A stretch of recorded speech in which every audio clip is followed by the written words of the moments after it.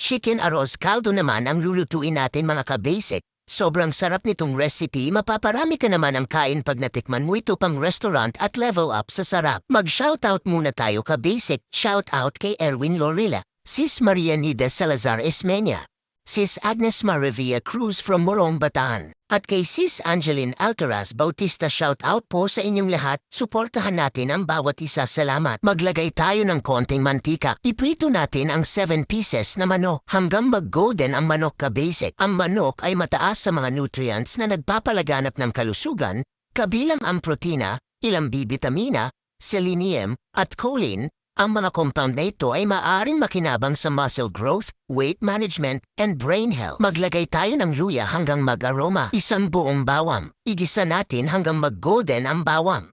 2 sibuyas. Mekes-mekes natin hanggang lumambot ang sibuyas. Maglagay tayo ng 1/4 na malagkit at 1/4 na bigas. Maglagay tayo ng 3 tablespoons na patis.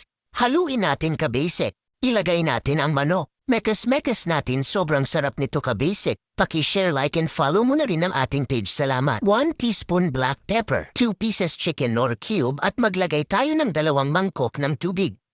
Mga ka-basic, sa mga gusto magpa-shoutout at kung saan nakarating ang videong ito, comment mo naman sa baba ng video anong gusto nyo lutuin sa next video natin ka-basic.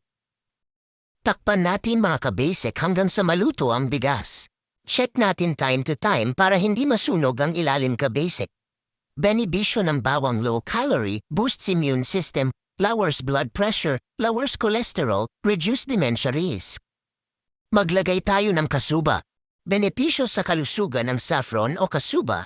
Nakakatulong ito na bigyan ka ng kumikinang na kutis, labanan ang mga selula ng kanser at paglaki ng tumor, bawasan ang timbang at cholesterol, ginagamot ang insomnia at depression, relieves gas and acidity, binabawasan ang lagnat. Maglagay tayo ng dahon sibuyas ka-basic. Tapos na tayo ka-basic. Sana nagustuhan mo ang recipe natin ngayon. Huwag mo sana kalimutan i-share para maluto ng mga ka-basic natin.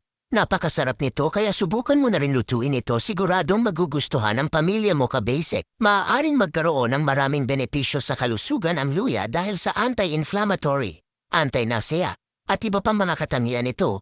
Maaari itong makatulong sa iyo na magbawas ng timbang, manage arthritis, bawasan ang mga sintomas ng regla, at higit pa, ang luya ay nagmula sa isang namumulaklak na halaman na nagmula sa Timog Silangang Asya. Mga benepisyo ng pinakuloang itlog: pagbaba ng timbang. Ang mga hard-boiled na itlog ay isang mahusay na mapagkukunan ng walang taba na protina, lakas ng buto sa prenatal.